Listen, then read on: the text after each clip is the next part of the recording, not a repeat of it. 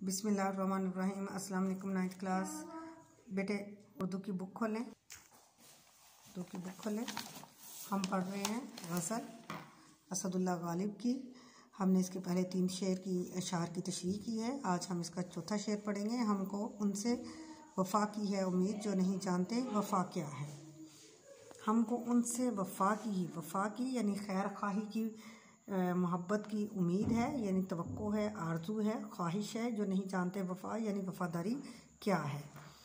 चले बेटे हम इसकी तशरीह करते हैं। शायर इसमें कहते हैं कि उसने एक ऐसे शख्स से उम्मीदें वाबस्ता कर रखी हैं कि जिसकी फ़ितरत में बेवफ़ाई है, जो वफ़ा के तकाज़ों से ना आशना है, वो वफ़ा की क्या लाज रखेगा।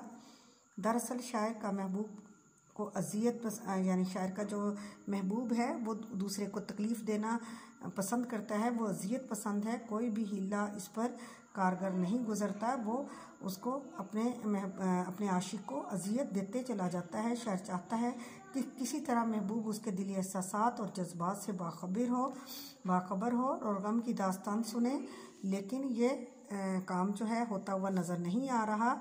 बकौल एक और शायर अमीन बाबर के, मैं अपनी पहचान का उससे हवाला चाहूँगा, कितना पागल हूँ अंधेरे से उजाला चाहूँ। उर्दू की क्लासिकल शेरी रवायत है कि अहले वफ़ा को महबूब तक रसाई हासिल नहीं होती, इसलिए रकीब के दरमियान में खुशामदाना लहजा इख्तियार करके महबूब की जो है तवज्जो हासिल करने में कामयाब हो जाता है, जबकि सच्चा आशिक हमेशा महरूमियों और नाकामियों का शिकार रहता है।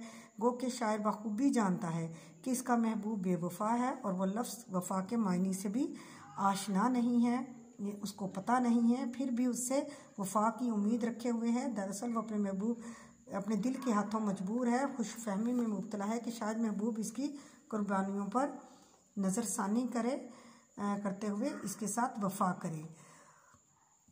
जब कभी खुद को मैं समझाऊं कि तू मेरा नहीं, मुझ में कोई चीख उठता है नहीं, ऐसा नहीं। ठीक है बेटे, आज हमारा ये शेर इसकी तशरीह मुकम्मल हुई और इंशाअल्लाह अगले दिन हम अपनी अगली तशरीह करेंगे।